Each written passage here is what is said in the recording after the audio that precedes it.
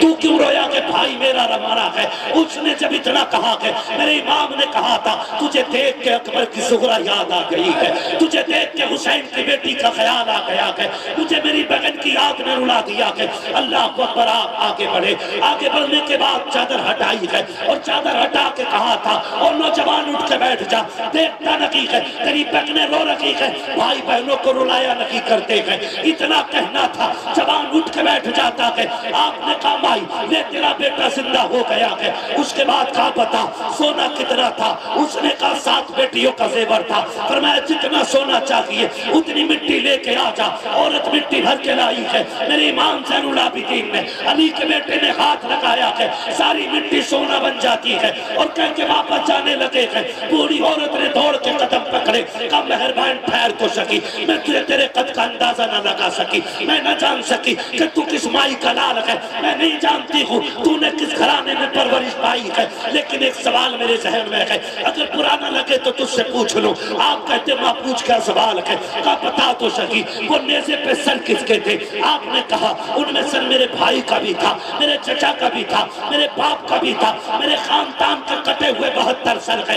تب بوڑھی نے کہا تھا بات حیرت یہ ہو رہی ہے کہ تو میرا ایک زندہ کر کے جا رہا ہے، اگر اتنی کی طاقت تھی تو اپنے 72 زندہ کیوں نہ کر سکا؟ میرے امام نے کہا تھا ماں میری مجبوری ہے، ورنہ جیسے تیرا زندہ کیا کہ ویسے 72 بھی زندہ۔ نعرہ تکبیر، نعرہ رسالت، مسلک اعلیٰ حضرت، محبت سے بول دے یا حسین، یا حسین، یا حسین، یا حسین، نعرہ حیدری،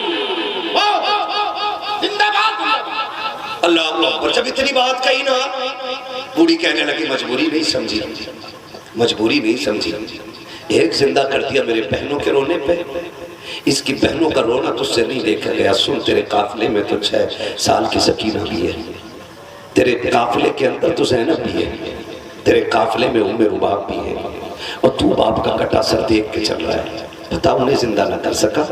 میرے امام نے کہا ماں میری مجبوری ہے، ورنہ مجبوری نہیں ہوتی نا میں 72 بھی اپنی ٹھیک کر لیتا۔ کہا کون سی مجبوری؟ کا جواب یہاں نہیں ملے گا، جواب وہیں ملے گا۔ بوڑھی کہنے لگی چل دکھا۔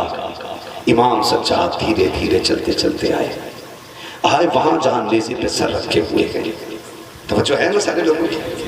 چلوں آگے بتا دو نا پوری بات۔ وہاں آئے جہاں نیزوں پہ سر، اللہ زہرا کے لالوں کا صدقہ عطا کرے، اور جن کی آنکھیں بھیگ گئی ہیں یار میرے لیے بھی دعا کرنا، اللہ ایمان پہ خاتمہ کرنا۔ آمین ثم آمین۔ ہاں بڑا کرم ہوتا ہے کربلا والوں کا جب کسی کی آنکھ ان کے ذکر میں بھیگ جاتی ہے۔ میں دیکھ رہا ہوں کتنی آنکھیں بھیگ گئی ہیں۔ آئے نہ کہنے لگے ماں آنکھ سے دکھاؤں، پھر وہاں آئے جہاں نیزے پہ سر ہے تو چہرہ ادھر ہے حسین کا، اور امام زین العابدین ادھر کھڑے ہوئے، وہ بوڑھی پیچھے کھڑی ہے، بوڑھی پیچھے کھڑی ہے۔ میرے امام زین العابدین کہتے ہیں ابا وہ قرآن پڑھ کے سناؤ جو پورے سفر میں آپ نے زین العابدین کو پڑھ کے سنایا ہے۔ جیسے اتنا کہا ہے سر حسین جو ادھر تک گھوم کے ادھر آیا، زین العابدین کے سامنے حسین کا چہرہ آیا اور سورہ رحمان کی تلاوت شروع ہو جا رہی ہے۔ الرحمن علم القرآن خلق الانسان علمہ البیان۔ میرا حسین قرآن پڑھتا جا رہا ہے، جب تلاوت مکمل ہوئی کہا ماں کچھ سمجھی کہ نہیں؟ کہا نہیں اب بھی سمجھ میں نہیں آیا۔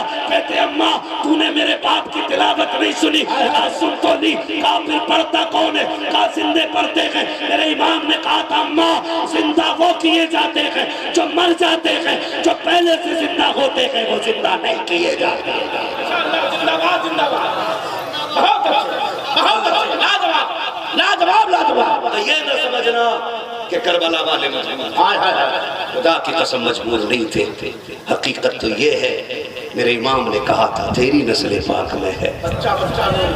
ایک بندہ کہنے لگا جی یہ جو روایتیں آپ پڑھتے ہیں یہ کتابوں میں جو لکھا ہے کہ انہوں نے دیکھا گھڑی ٹوٹ گئی تو کیسے ٹوٹ گئی؟ میں نے کہا قرآن پڑھا کر اب تجھے عقل لگی گی۔ کہا کیا؟ میں نے کہا حضرت داؤد علیہ السلام لوہے کو پکڑتے تھے تو وہ پانی کی طرح بہنے لگ جاتا تھا، لیکن صوفیہ نے تفسیر بیان کی ہے، فرمایا ان کے پکڑنے میں جو اثر تھا نا وہ یہ تھا کہ جب لوہا پکڑتے تھے تو میرے محمد کا نام لیتے تھے۔ ماشاءاللہ میں نے کہا اگر داؤد محمد کا نام لے تو لوہے کو پانی بنا دے، کیا ان کا بیٹا، ان کا شہزادہ اگر لوہے کو دیکھ لے تو وہ نظر سے پانی نہیں بنا سکتا ہے؟